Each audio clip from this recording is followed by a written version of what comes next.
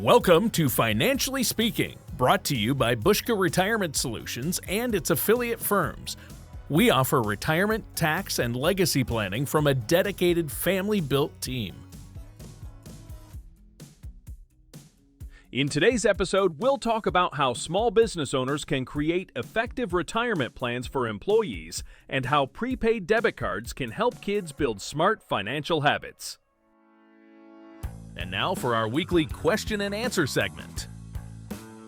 Welcome back to Financially Speaking, joined by Logan Waller and Ryan Connor from Buska Retirement Solutions to help business owners create effective retirement plans for employees. So, got kind of a business owner discussion today.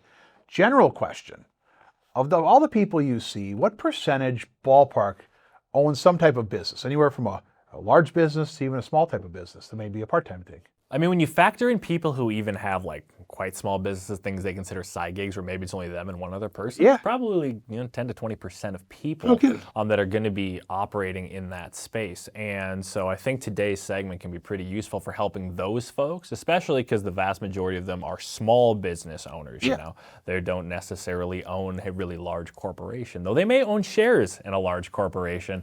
In terms of getting a retirement plan set up for both themselves, but also their employees as well. Sure. And it's becoming a growing thing too, because a lot of people are trying to get those side hustles. Yeah. Where they have their full-time job and then they're doing something on the side. Yeah. Which naturally can be their small business. Well, and I think sometimes too, as we talk about, the first question about employer-sponsored retirement plans and what types are available, even if you have 2-3 employees, you almost have to have more benefits for those 2 or 3 because the other bigger companies have them.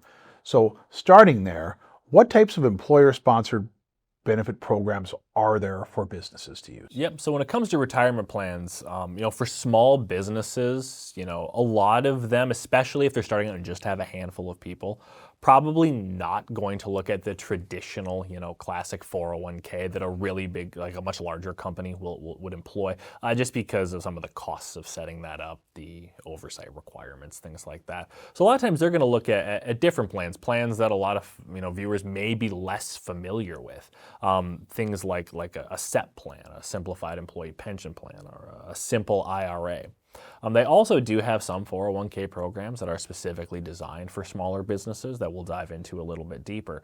But there are different options that are available, and a lot, which route a small business owner should go is going to depend on it. Number one, what kind of costs do they want to put into this? What type of contribution structure do they want to have, not only for the employees, but also as the employer, because certain plans have requirements of the employer to make contributions at particular levels. And then also kind of what the business owner needs, and this is really the big one that you even touched on, to entice workers to work for their company and retain them. Right. One of the advantages that larger employers have is because of scale, they can offer a very wide variety of benefits, and they do. It's very rare to find a very large company that doesn't offer a 401k, doesn't offer health insurance. But as a smaller business, as you are either just getting started or just simply lack the scale, those are more cost intensive, compared to your overall revenue, more cost intensive pieces. And so picking the right one for what you can afford to do, but also can accomplish your objective in terms of providing a benefit that employees like and you yourself can take advantage of. That's something we're sitting down with someone who has experience in that can be really beneficial in setting you up for success, both in the short term, but also in the long term. And I know there's lots of incentives and things going on to keep encouraging people to start businesses and help the economy grow. How can a small business benefit from tax credits, or what other benefits can you get from setting up these plans? Yeah, so with some recent law changes with the Secure Act and the Secure Act 2.0, there's tax incentives for setting up those plans, which can vary, but it really gets to the mark of about $5,000 that you can write off with startup costs, administration costs, and there's different tiered schedules. So with some plans, it's going to be that straight $5,000 they can write off for setting up that plan. Other plans, there's a certain schedule for it. So you can write off so much each year, up to $5,000. So something that we say probably too often in this industry is it depends. And nothing's one answer here, because it's all based on your goals, wants, needs, and interests from an individual standpoint, but also from a business standpoint. So there are tax incentives The other incentives is really, like Ryan just mentioned, is attracting that top talent Right. and keeping them, retaining them based on the benefit package you have. So that's where you can set the plan up a certain way to benefit your employees in the long term. Or Right. is it trying to just get people now in the short term? So it goes back to that response of it, Yeah, it it depends. depends. I suppose there's, a difference in how much you can pay somebody and the benefits you can give them. And again, the big companies have the big buildings and you may not have that. So probably a good thing to be looking at what you do offer. Yes. What is a multiple employee plan? How does that work? Yeah, so these are kind of interesting.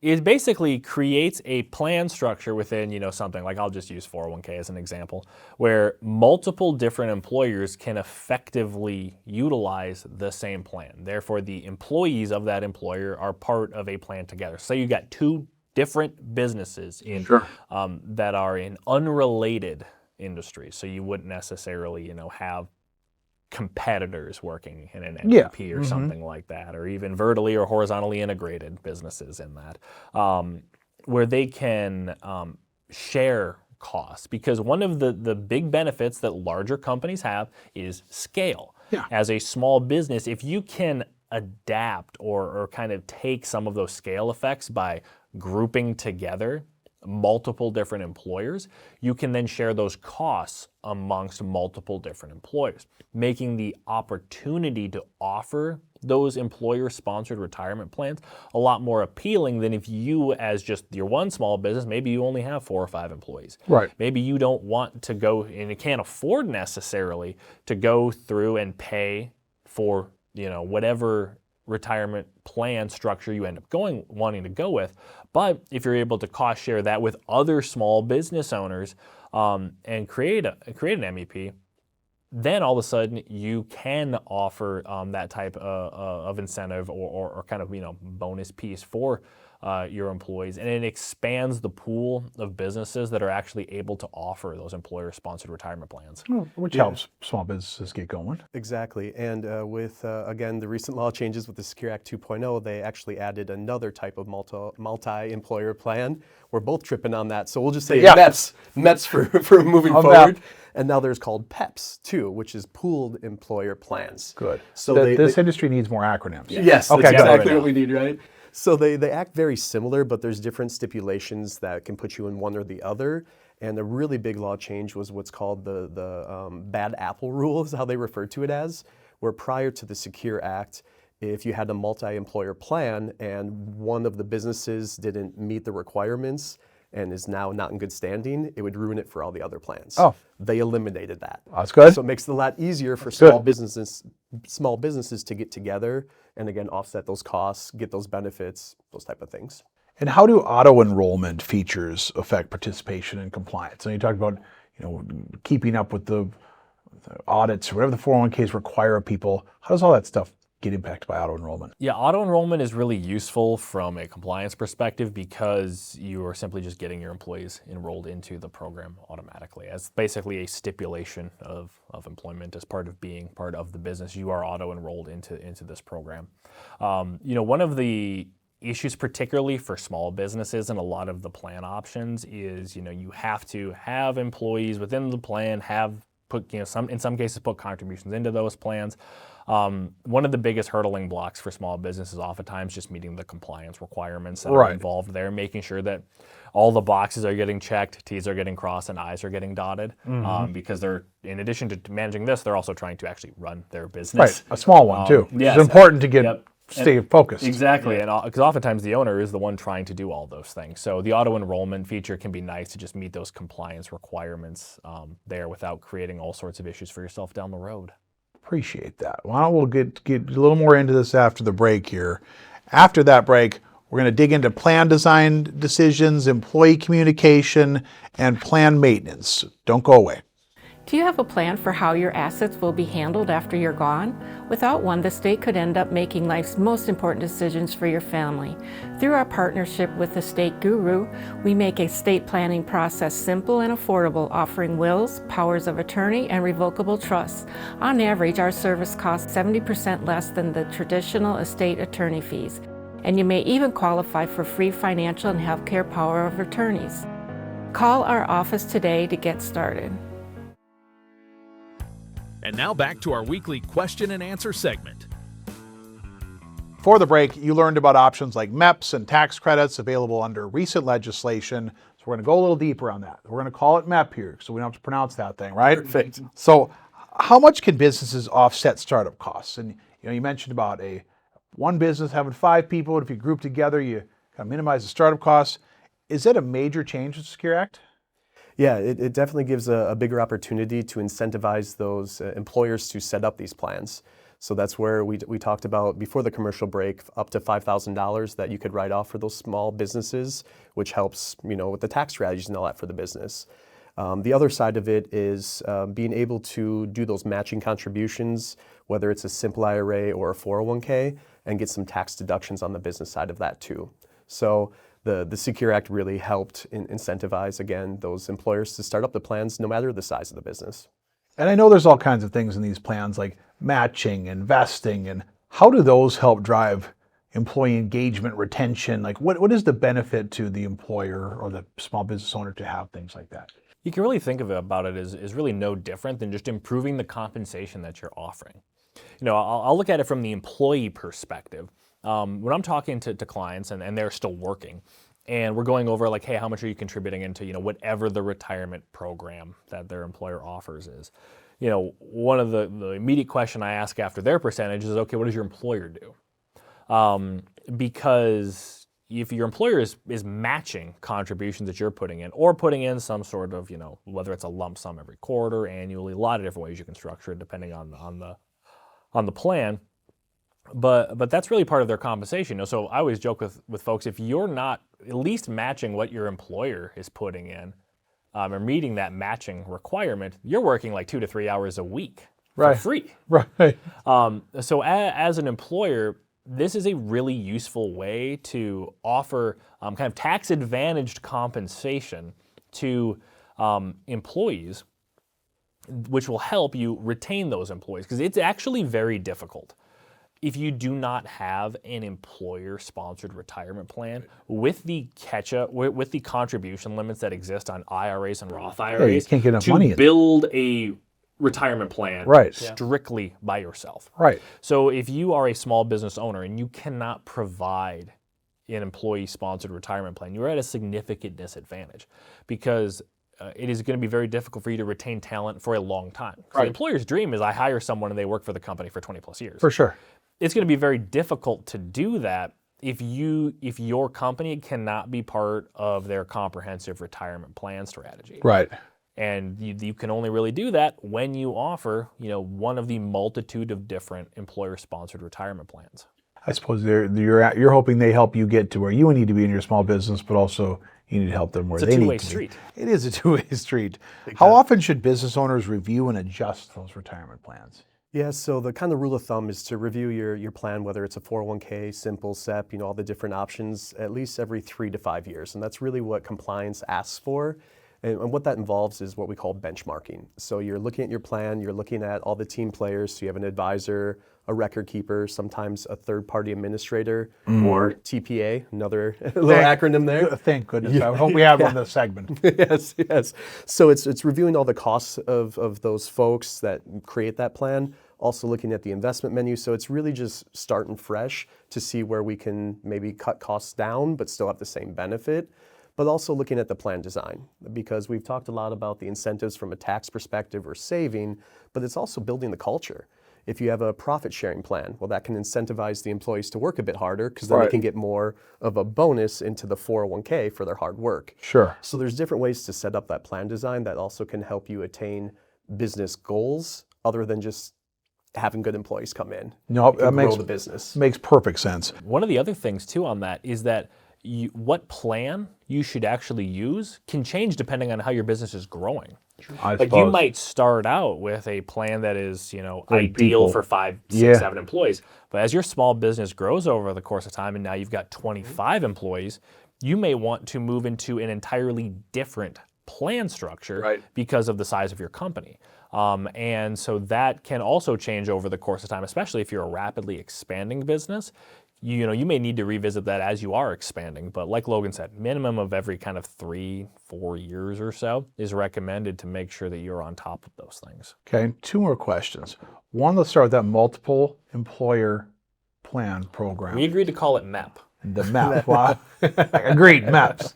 Is that something I have to find other businesses to get into? Is there like a thing out there I put my name into and I get put in one? Or how do you get there? So it's based on the requirements, because you can't just start up with any business. Sure. The government's not going to let you do that. They have certain rules and stipulations, regulations. So that's where it pays to sit down with a financial services professional like ourselves, because we're able to look at what those stipulations are, and then because of our wide network, looking at who would be a good fit for that and actually do all the footwork for you. So you as the small business owner, or just the owner in general, can spend that time growing the business. So we take that load off of you. But yeah, you can't just do it with anybody. So obviously the small business owner is looking at working in their business. They build hot tubs, whatever. I'm good at this. All this stuff is confusing. Here's my biggest thought would be, what types of mistakes can I make, or do I not want to make? What's my downside here? Yeah, the biggest downside is compliance related. In terms of setting up a plan that is not designed to be set up for the objectives that you have. Like for example, if you want to offer the ability for your employees to make contributions, but you don't want to have to make contributions yourselves, there are certain plans you should not use because they require employer contributions specifically. And so you can see situations where, because it is not their area of expertise, as let's say a hot tub manufacturer, this is why, you should really look to utilize the networks that are available to you. Like Logan talked about, working with someone who has an expertise in this area to avoid those types of problems. Because the biggest ones are going to be compliance issues and tax issues. Yep. And those are no small thing. Those are the ones that the government tends to get very mad about. Yes. You're looking at fines, you're looking at a lot of potential issues that you don't want to expose your small business to. Right. Yeah, because there's different timing and when notices have to be sent out and certain plan designs. Another common mistake I see is kind of over-promising, under-delivering. So they're all excited to start up this plan and they want to do a big match to incentivize their employees, current and attract new ones. But then something happens within the business and they got a little head of their skis and they have to bring that match backwards. And what that does is that kind of goes against what you're trying to accomplish. Yeah, right? I would imagine. It takes a step back and then the employees are upset. It goes around the culture. So really to avoid big costly mistakes, whether it's compliance, overpaying, not utilizing the tax strategies, it really comes down to sitting down and plan it out and take the time. The more time you put in the beginning, the less you have to deal with stuff down the road. Yeah. So it's just getting in the room with the right type of people to set up what's going to work, what's your goals, wants, needs, and interests of the business, what plan makes sense for it, and then who do we get together as a team to make that happen. Cool. One final question, a fun one. What's one of the cooler businesses you've seen a retiree start on their own? Like making fishing lures or something like that, Yeah, there's a wide range of things. A lot of it does deal with the craft side of things. Sure. You took the one that I was going to say is usually a bait shop of some sort, especially here in Wisconsin. Yeah. A lot of people want to go north and start their own bait shop or something like that. Yeah, I've got multiple clients that work in either artwork or photography after they're done. So they oftentimes they had a career that was entirely different. They might have worked in like an office job, doing working with data all day. Yeah. And then I think they really, after they're done working, they can really follow a passion project, So artwork and photography are ones that I have multiple clients that work in that area. And so that's something where they can go and really spend time, mastering their craft in their hobby once they're done. Yeah, making a lot of money. Yep. I do like the bait shop, though. There's not much stress in managing minnows. Yes. Thank you very much for joining us today, gentlemen. Thank you for all your insights today. Thanks for joining the episode. Have a great day.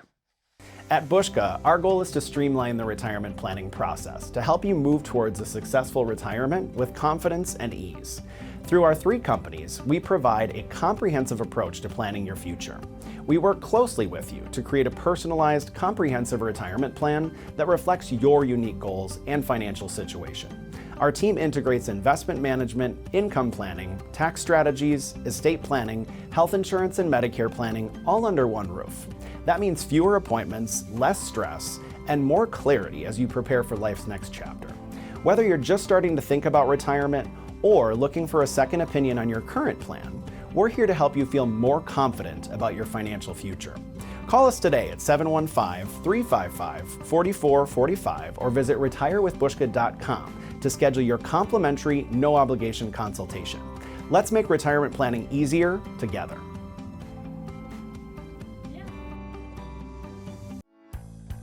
And now, our Financially Speaking Weekly Desk segment. Welcome back to Financially Speaking. I'm Kaylee Berenson from Buska Retirement Solutions, and joining me today is my brother Cole Bruner. Today, Cole and I are going to talk about credit and debit cards for teens and kids. That's right. Some debit cards are designed specifically for kids to help them to learn how to manage money. Both Cole and I are financial services professionals, but for today's purposes, I'll be taking the role of the curious listener, and Cole will offer his insights. Cole, this subject might sound a little surprising to some parents, but why would a kid ever need a debit card? Well, that's certainly a fair question. These days, a lot of kids are shopping online or buying things through apps and games. Cash doesn't really work in those types of situations. So a prepaid debit card designed for kids could give them the ability to spend, but in a controlled, safe environment. So it's not just about convenience, Right. It's about a teaching tool. Yeah, absolutely. And these cards help kids learn how to manage their money, set savings goals, make spending decisions, and even give to charity, all while the parents can monitor and guide them. Liz Weston, a personal finance columnist at NerdWallet, called them training wheels for financial literacy. I like that. Training wheels for money. Yeah. So how do these cards work? Well, the parent loads money onto the card, and the child can only spend what's there. There's no risk of overdraft fees here also, and parents can set spending limits, restrict certain types of purchases, and even choose specific stores where the card can be used. And the parent gets real-time alerts for every transaction. Well, that sounds like a more advanced way than the old stick to your allowance in the piggy bank method. It really is. Apps like Greenlight, FamZoo, Current, GoHenry, they offer features like automated allowances, chore tracking, savings goals, and the ability to pay interest on the child's savings, all from the parent's phone. Wait, the parents can pay the interest? Yes, it's called parent paid interest. For example, if a child saves $50, a parent might set it up so that they earn 10% interest. It teaches the value of compound interest in a way that's fun and also immediate. Well, that's such a smart way to encourage saving. But are there any downsides to these cards? Well, there are a few. These services usually charge a monthly or annual fee, often between $36 and $72 a year. And because they're debit cards, they don't really build your child's credit history. But for younger kids and teens, learning how to manage money is more important than building credit. So you wouldn't just hand them the card and walk away? Well, that's probably not a good idea. Laura Levine, CEO of the Jumpstart Coalition, said it best. The card is a tool, not a magic solution. Parents still need to talk to their kids about money and stay involved. It's no different than teaching a kid how to cook. You can show them how the knives and stove work, but do you leave them alone with those things? No way. I mean, I sit close by whenever I can and step in if needed. Yeah, absolutely. And it's the same with money, obviously. Right. So it sounds like this is a little bit less about the card itself, and it's more about using the card to start those money conversations early. Absolutely. Kids are going to make mistakes, and that's a good thing. It's better for them to learn in a low-risk environment now than make costly errors as adults. That makes sense. And it meets them where they're at already, whether they're online, on their phones, or just in the digital world. Right, and these tools make financial literacy more engaging and more relevant for today's kids. There are also some financial literacy programs for kids that I think would pair well with a kid's debit card also. Well, where can our viewers find this financial literacy, these programs that you speak of for the teens? Well, the FDIC has a program called Money Smart for Young People, and that includes educational materials for middle and high school students. It covers things like budgeting and saving, but also goes into credit, buying a car, financing college, and so on. Well, that sounds like a great resource for high school age kids. So if you're a parent looking to teach your child about saving, budgeting, and giving, maybe it's time to consider a debit card for those kids. Just make sure you stay part of the process. That card can open the door, but the real learning comes from conversations you have along the way with your kids. Well, that's a great place to end. If you have questions about debit cards for kids or how to raise financially savvy children, visit us at retirewithbuska.com or give us a call at 715-355-4445. We'll be right back with more Financially Speaking after this. If you're 59 and a half or have recently changed jobs, now might be the perfect time to consider a 401k rollover. Rolling over your old 401ks could simplify your finances and give you more control from investment options and costs to how and when you make withdrawals. A rollover could give you the opportunity to partner with a financial services professional and tailor your investments to your specific needs, not the company's group plan. Call our office today to schedule your complimentary consultation and see if a 401k rollover is right for you. Thank you for tuning into this week's edition of Financially Speaking. We're glad that you were able to join us today, and we hope that you've learned some useful retirement tips along the way. On today's show, we covered a number of important topics, and hopefully we did so in a manner that was easy for you to understand. This is the same way that we communicate to our clients when we meet with them in person. Remember, with the help of the right financial services professional, you can create a quality retirement, and our team is here to help. Right now may be a great time to get a second opinion on your retirement plan, so call us at 715-355-4445 or go to retirewithbuska.com to continue your retirement education, catch up on some previous episodes of our TV and radio show, or to schedule that complimentary, no-obligation consultation. If you have any questions or comments about today's show, call us at 715-355-4445 or feel free to send us an email at info@retirewithbuska.com. Join us next week at the same time and the same place for another episode of Financially Speaking.